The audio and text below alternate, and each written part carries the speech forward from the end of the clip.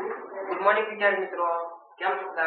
મજામાં છો વિદ્યાર્થી મિત્રો? આજે આપણે ધોરણ 9 વિષય ગણિત પ્રકરણ નંબર 2 બહુપદીઓ એના વિશે આપણે અભ્યાસ કરવાનો છે.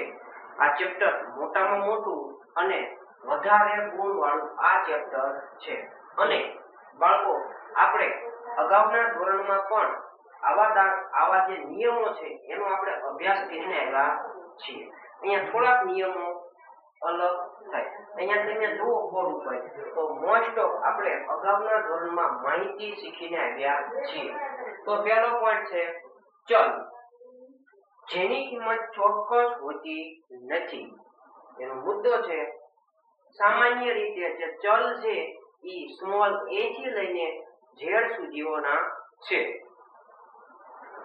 અહીંયા તમે જુઓ તો જે ABCD છે હંમેશા સ્મોલમાં જ હોવી જોઈએ, તો જ એને આપણે ચલ કહી શકીએ. અહીંયા કેપિટલ નો ઉપયોગ થતો નથી, ખાસ યાદ રાખો.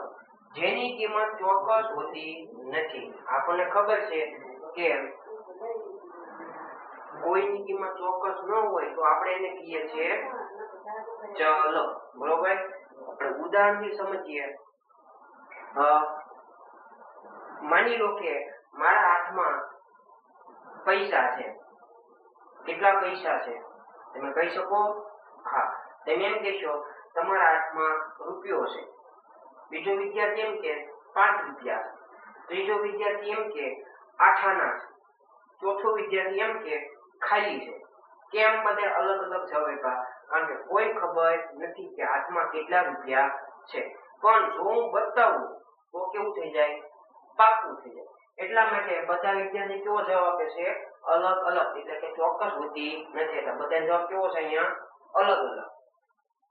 અચલ, જેની કિંમત ચોક્કસ હોય છે, એટલે કે હું તમને બતાવી જ દઉં કે આ કેટલા રૂપિયા છે, તો એ પાકું છે. પછી ગમે ત્યાં જાવ તમે, બરોબર, એ પાકું છે. એ બધા આપણે જે કહીએ છીએ એ બીજી જગ્યાએ કહેવામાં આવે છે. ઉદાહરણ તરીકે 10 ની નોટ છે, એને તમે દુકાને જાઓ, કેટલા રૂપિયાની નોટ કે 10 રૂપિયાની નોટ, ત્યાં તો 20 ની તો કે નહીં. એટલે જેની કિંમત ચોક્કસ હોય છે એને કહેવાય છે અચલ. ત્યાર પછી બહુપદીમાં પદના આધારે પ્રકાર: એકપદી, દ્વિપદી, ત્રિપદી અને બહુપદી. આવું આપણે અગાઉના ધોરણમાં શીખ્યા. એકપદી એટલે શું? તો કે જે બહુપદીમાં માત્ર અને માત્ર એક જ પદ હોય તેને એકપદી કહે છે. એટલે કે જેમાં એક જ પદ આવેલું હોય. ઉદાહરણ તરીકે 5x, આમાં કેટલા પદ છે? એક. કયું? 5x. અહીંયા બીજું ઉદાહરણ છે -10x² y. અહીંયા પણ એક જ ઉદાહરણ છે. એટલે આ છે એકપદીનું ઉદાહરણ કહેવાય. ત્યાર પછી ત્રિપદી, જે બહુપદીમાં માત્ર ને માત્ર 2 પદ હોય એને કહેવાય દ્વિપદી. તમે જુઓ તો આમાં 2 પદ છે. પહેલું પદ x, બીજું પદ y. આ બંને પદ ભેગા થયા એટલે કઈ પદાવલી બને? દ્વિપદી. અહીંયા પણ 2 પદ ભેગા થયા. પહેલું પદ -5z અને બીજું 4. બંને ભેગા થયા એટલે દ્વિપદાવલીની રચના થાય. ત્યાર પછી ત્રિપદી, જે બહુપદીમાં 3 પદ હોય તેને ત્રિપદી કહે છે. 3 પદ આવેલા હોય. પહેલું પદ x, બીજું પદ y, ત્રીજું પદ z. આ 3 ને 3 ભેગા થયા એટલે ત્રિપદીની રચના થઈ. અહીંયા આ x - 34x² y + 50m. અહીંયા પણ કેટલા પદ છે? 3. એટલે આ ઉદાહરણ છે એ ત્રિપદીનું કહેવાય. આવું તમે 8મા ધોરણમાં 7મા ધોરણમાં ભણીને આવ્યા છો. ત્યાર પછી બહુપદી. બહુપદી કોને કહેવાય? તો આપણે શીખ્યા 8મા ધોરણમાં એકપદી હોય, દ્વિપદી હોય, ત્રિપદી હોય કે પછી વધારે પદ વાળું હોય. બધાને આપણે શું કહીએ છીએ? બહુપદી કહીએ છીએ. ત્યાર પછી આવે બહુપદીની ઘાત. જે બહુપદીમાં ચલની મહત્તમ ઘાતને બહુપદીની ઘાત કહે છે. એટલે કે તમને કોઈ પદાવલી આપશે એમાં મહત્તમ ઘાત એટલે કે મોટામાં મોટી ઘાત કઈ, ઉદાહરણ તરીકે 5x નો વર્ગ પ્લસ 15x ની 15 ઘાત પ્લસ 3x માઇનસ 18x ની 4 ઘાત. આ જે પદાવલી છે એમાં મોટા મોટી ઘાત કઈ, મોટા મોટી ઘાત 2, 15, 1 કે 4. મોટા મોટી ઘાત કઈ છે 15. એટલે આને કહીએ છીએ બહુપદીની ઘાત. એટલે કે જે બહુપદીમાં મોટામાં મોટી ઘાત હોય તેને બહુપદીની ઘાત કહે છે. ત્યાર પછી બહુપદીને આપણે p of x વડે દર્શાવાય છે. અહીંયા આપણે એમ બોલીએ છીએ p of x. હકીકતમાં આપણે શું બોલીએ છીએ p કૌંસમાં x, પણ અહીંયા થોડું બોલવામાં ફેરફાર કરવાનો. p of x વડે દર્શાવાય છે. ત્યાર પછી હવે બહુપદીની ઘાત હંમેશા પૂર્ણ સંખ્યા જ હોવી જોઈએ. એટલે કે જે ઘાત છે હંમેશા કેવી હોવી પડે, પૂર્ણ સંખ્યા હોવી જોઈએ. એટલે કે 0, 1, 2, 3, 4, 5 અનંત સુધી હોવી જોઈએ. પણ યાદ રાખવાનું ઘાત કોઈ દિવસ પોઈન્ટ વાળી ન હોય, માઇનસ વાળી ન હોય, તો વર્ગમૂળ વાળી ન હોય, ઘનમૂળ વાળી ન હોય. તો એવી સંખ્યાને આપણે બહુપદી કહી શકતા નથી. કેમ? કારણ કે ઘાત કેવી હોવી જોઈએ, હંમેશા પૂર્ણ સંખ્યા હોવી જોઈએ. બહુપદીમાં ચલની ઘાતના આધારે પ્રકાર. અહીંયા શું આપણે જોવાનું છે, ઘાત. અહીંયા શું આપણે જોતા હતા, પદ. અહીંયા પદ હતા, એક પદ, બે પદ, એટલે આનું નામ દ્વિપદી. પણ અહીંયા પદ જોવાના નથી. અહીંયા શું જોવાનું છે, બહુપદીની ઘાત. બહુપદીમાં ચલની ઘાતના આધારે પ્રકાર. પહેલો પ્રકાર અચળ બહુપદી, બીજો પ્રકાર સુરેખ બહુપદી, ત્રીજો પ્રકાર દ્વિઘાત બહુપદી અને ચોથો પ્રકાર ત્રિઘાત બહુપદી. અહીંયા તમે જુઓ, જે અચળ બહુપદી છે એમાં ચલની ઘાત કેટલી હોય, 0 હોવી જોઈએ. એનો મતલબ આપણે એને કહીએ છીએ અચળ પદ. અહીંયા તમે જુઓ તો 5 છે. શું આમાં x ની ઘાત છે? હા, દેખાતી નથી. આ 5 એને હું બીજી રીતે પણ લખી શકું છું, 5x ની 0 ઘાત. તમે જાણો છો x ની 0 ઘાત એટલે કેટલા થાય? હા, આપણી પાસે સૂત્ર છે ઘાત અને ઘાતાંકનું. x ની 0 ઘાત એટલે 1, એનો ગુણાકાર 5 થાય. 5 એકા 5 આવી ગયા. આ જ સંખ્યાને હું આવી રીતે લખી શકું છું. તો અહીંયા તમે જુઓ તો ઘાત કેટલી? 0. એટલે એનું નામ છે અચળ બહુપદી. જે બહુપદીમાં ચલની ઘાત 0 હોય તેને અચળ બહુપદી કહે છે. તો અહીંયા પણ ઘાત કેટલી છે? 0. અહીંયા x ની ઘાત 0. અહીંયા ઓલરેડી આપેલી છે. ત્યાર પછી બીજો પ્રકાર સુરેખ બહુપદી. જે બહુપદીમાં ચલની મહત્તમ ઘાત એટલે કે મોટા મોટી ઘાત કેટલી હોવી જોઈએ? 1. તો એવી બહુપદીને આપણે સુરેખ બહુપદી કહી શકીએ છીએ. અહીંયા તમે જુઓ તો ABCD વાળું અહીંયા એક જ છે. આમાં ઘાત કેટલી છે x ની? કઈ નથી, એટલે એકડો હોય. નો મતલબ મહત્તમ ઘાત કેટલી થાય? 1. એટલે આપણે આને કહીએ છીએ સુરેખ બહુપદી. અહીંયા તમે જુઓ તો y ની મોટા મોટી ઘાત કેટલી હશે? અહીંયા 1. તો આવા બહુપદીને આપણે સુરેખ બહુપદી કહી શકીએ છીએ. ત્યાર પછી અહીંયા જુઓ તો z ની ઘાત કેટલી? 1. તો આને પણ સુરેખ બહુપદી કહેવાય. ત્યાર પછી આવે દ્વિઘાત. દ્વિ એટલે 2 અને ઘાત એટલે ઉપરની સંખ્યા કેટલી હોવી પડે? મોટા મોટી 2. જે બહુપદીમાં ચલની મહત્તમ ઘાત 2 હોય તેને દ્વિઘાત બહુપદી કહે છે. અહીંયા તમે જુઓ તો અહીંયા x વાળું છે, અહીંયા પણ x વાળું છે. તો આ બેમાંથી મોટા મોટી ઘાત વાળું કયું છે? એમાં છે 2. એટલે મોટા મોટી ઘાત 2 હોય એને આપણે કહીએ છીએ દ્વિઘાત બહુપદી. અહીંયા જુઓ તો અહીંયા y છે, અહીંયા y નથી, તો y ની મહત્તમ ઘાત કેટલી? 2. એટલે નામ છે દ્વિઘાત બહુપદી. ત્યાર પછી અહીંયા તમે જુઓ તો અહીંયા એક જ છે, પણ ઘાત કેટલી છે? 2. મોટામાં મોટી ઘાત જો 2 હોય તો એને કહેવાય દ્વિઘાત બહુપદી. ત્યાર પછી ત્રિઘાત બહુપદી, જે બહુપદીમાં ચલની મહત્તમ ઘાત 3 હોય. મોટા મોટી ઘાત કેટલી હોય? 3. એને આપણે કહીએ છીએ ત્રિઘાત બહુપદી. એટલે કે એબીસીડી આપ્યું હોય એમાં જે મોટા મોટી ઘાત હોય એને કહેવાય બહુપદીની ઘાત. અહીંયા તમે જુઓ તો મોટા મોટી ઘાત કેટલી? 3. એટલે આનું નામ થાય ત્રિઘાત બહુપદી. મોટા મોટી ઘાત 3, ત્રિઘાત બહુપદી. આમાં મોટા મોટી ઘાત કેટલી? 3. આનું પણ નામ છે ત્રિઘાત બહુપદી.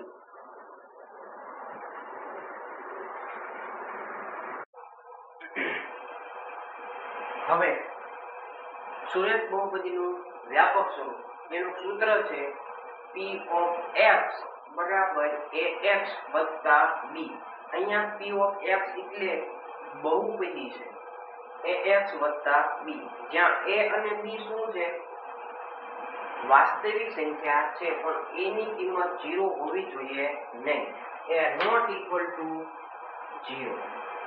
a સિવાયની a ની કિંમત 0 હોવી જોઈએ નહીં, બાકી ગમે હોય તો ચાલે, તો એને આપણે સુરેખ બહુપદી કહી શકીએ. ત્યાર પછી બીજું દ્વિઘાત બહુપદીનું વ્યાપક સ્વરૂપ, એનું સૂત્ર છે p of x બરાબર ax નો વર્ગ વત્તા bx વત્તા c,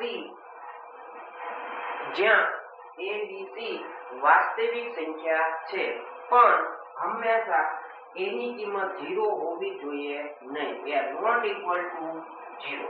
જો a ની કિંમત 0 હોય તો તમે જુઓ આ બધાનો સંબંધ કેવો છે? ગુણાકાર. માની લો કે 0 હોય તો આનો આની સાથે ગુણાકાર કરો એટલે 0 થઈ જાય. તો આનું સ્વરૂપ થઈ ગયું bx વત્તા c. તો શું આનો દ્વિઘાત બહુપદી કહી શકું? ના. કેમ? કારણ કે મોટા મોટી ઘાત કેટલી છે? 1. પણ અહીંયા છે કેટલી? હોવી કેટલી પડે? 2. પણ અહીંયા જો a ની કિંમત 0 હોય તો મોટા મોટી ઘાત થઈ જાય 1. એટલા માટે હું આને દ્વિઘાત બહુપદી કહી શકું નહીં. કેમ? કારણ કે તો આ કેવા પ્રકારનું થઈ જાય? સુરેખ બહુપદી. એટલા માટે તે a ની કિંમત 0 હોવી જોઈએ નહીં.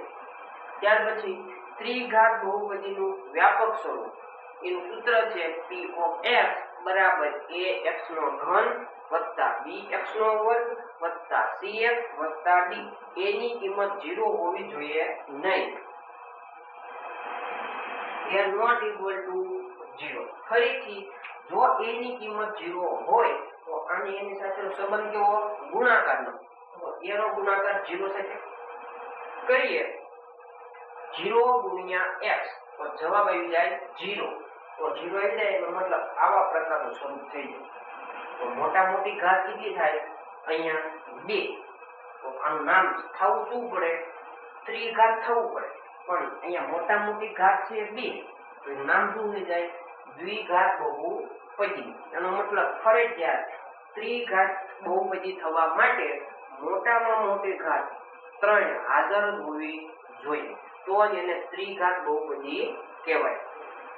ત્યાર પછી સુરેખ બહુપદીને એક શૂન્ય મળે છે. શૂન્ય એટલે એનું બીજું નામ થાય ઉકેલ.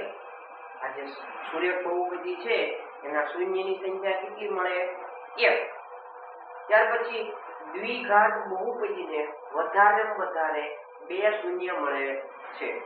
આ યાદ રાખવાનું, એક માર્કમાં પૂછાય છે કે ત્રિઘાત બહુપદીને વધુમાં વધુ કેટલા વાસ્તવિક ઉકેલ હોય છે? તો એમાં જવાબ આવે 3. જેટલી ઘાત એટલા શૂન્ય મળે. દ્વિઘાત શૂન્ય કેટલા મળે? 2. દ્વિ એટલે 2 ઘાત, તો એનો જવાબ પણ કેટલો હોય? 2. ત્યાર પછી બહુપદીનો શૂન્ય મેળવવા માટે ફરજિયાત p of x બરાબર 0 લેવું પડે. શૂન્ય શોધવું હોય તો ફરજિયાત 0 લેવું પડે, તો જ તમે શૂન્ય શોધી શકો. પણ દાખલો આવશે ત્યારે આપણે વધારે સમજશું. અવયવ પ્રમેય. જે બહુપદીમાં p of x ની ઘાત 1 કે 1 કરતા વધારે હોય. પહેલો પોઈન્ટ, p of a બરાબર 0 હોય તો x minus a p of x નો અવયવ થાય. આ જે વાક્ય છે બે એ આપણે દાખલા ગણતી વખતે ખાસ સમજ. બીજો પોઈન્ટ છે, જો x minus a p of x નો અવયવ હોય તો p of a બરાબર 0 થાય. આ અવયવ પ્રમેયનું વિધાન છે. ત્યાર પછી બહુપદીમાં તમને k ની કિંમત મેળવવાની કહેશે, તો એના માટે યાદ શું રાખવાનું, x ની કિંમત p of x માં મૂકવાની. જ્યારે દાખલા આવશે ત્યારે આપણે આને વધારે સમજશું, ત્યારે આ વાક્ય પણ વધારે તમને સમજી જશે. x ની કિંમત p of x માં મૂકતા અને p of a કઈ આવ્યો તો કે જે તમે કિંમત મૂકી છે એ અહીંયા મૂકવાની અને બરાબર શું લેવું પડે, 0, તો તમે k ની કિંમત મેળવી શકો. પણ આપણે સમજી જઈશું. ત્યાર પછી મહત્વના સૂત્ર કે જે સ્વાધ્યાયના દાખલા ગણવા માટે બધા સૂત્રની જરૂર પડશે, એટલે આ સૂત્ર ભાગા કરવા પડે. તેનું સૂત્ર a + b કૌંસનો વર્ગ બરાબર a નો વર્ગ પ્લસ 2ab પ્લસ b નો વર્ગ. બીજું સૂત્ર a - b કૌંસનો વર્ગ બરાબર a નો વર્ગ માઈનસ 2ab પ્લસ b નો વર્ગ. ત્રીજું સૂત્ર કૌંસમાં a - b બીજા કૌંસમાં a પ્લસ b બરાબર a નો વર્ગ માઈનસ b નો. પછીનું સૂત્ર ax વત્તા a બીજા કૌંસમાં ax વત્તા b બરાબર x નો વર્ગ પ્લસ કૌંસમાં a વત્તા b કૌંસ પૂરો x વત્તા ab. ત્યાર પછીનું સૂત્ર ઘન a વત્તા b આખા કૌંસનો ઘન બરાબર a નો ઘન વત્તા b નો ઘન વત્તા 3ab કૌંસમાં a વત્તા b. એનું બીજું સૂત્ર છે a નો ઘન વત્તા b નો ઘન વત્તા 3a નો વર્ગ b વત્તા 3ab નો વર્ગ. ઈ કે થયું તો આપણે જાણીએ છીએ આ 3ab છે એનો કૌંસ સાથે સંબંધ કેવો છે, ગુણાકારનો. તો આ 3ab ને કૌંસની અંદર આપણે એપ્લાય કરીએ તો આવા પ્રકારનું કંઈક જવાબ મળે. પછીનું સૂત્ર a - b આખા કૌંસનો ઘન બરાબર a નો ઘન માઈનસ b નો ઘન માઈનસ 3ab કૌંસમાં a - b. એને સાદુરૂપ આપીએ એટલે આવા પ્રકારનું સૂત્ર મળી જાય. ત્યાર પછીનું સૂત્ર a નો ઘન પ્લસ b નો ઘન કૌંસ બરાબર કૌંસમાં a વત્તા b કૌંસમાં a નો વર્ગ માઈનસ ab પ્લસ b નો વર્ગ. અહીંયા જે નિશાની છે એનાથી કેવી લેવાની, વિરુદ્ધ નિશાની વચમાં લેવાની, બાકી બધે સેમ. a નો ઘન માઈનસ b નો ઘન કૌંસમાં a - b બીજા કૌંસમાં a નો વર્ગ પ્લસ ab પ્લસ b નો વર્ગ. ત્યાર પછી મોટું સૂત્ર a plus b plus c કૌંસનો વર્ગ બરાબર a નો વર્ગ પ્લસ b નો વર્ગ પ્લસ c નો વર્ગ plus 2ab plus 2bc plus 2ca. a નો ઘન વત્તા b નો ઘન વત્તા c નો ઘન માઈનસ 3abc બરાબર કૌંસમાં a વત્તા b વત્તા c કૌંસ પૂરો કૌંસમાં a નો વર્ગ પ્લસ b નો વર્ગ પ્લસ c નો વર્ગ minus ab minus bc minus ca. ત્યાર પછી છેલ્લું સૂત્ર a નો ઘન પ્લસ b નો ઘન પ્લસ c નો ઘન બરાબર 3abc. આ સૂત્ર છે એ ઉપલા સૂત્રો પરથી આવેલું છે. વિદ્યાર્થી મિત્રો, જો તમને આવો વિડીયો ગમતા હોય તો ચેનલને લાઈક કરો, શેર કરો અને સબસ્ક્રાઇબ કરો અને તમારા મિત્રોને પણ આ વિડીયો શેર કરજો, જેથી કરીને તમારા મિત્ર પણ આવું બધું માહિતી તમારા મિત્રને પણ મળે અને સાથે સાથે તમે પણ આ સૂત્ર પાકા કરજો, તો જ તમને દાખલા આવડશે.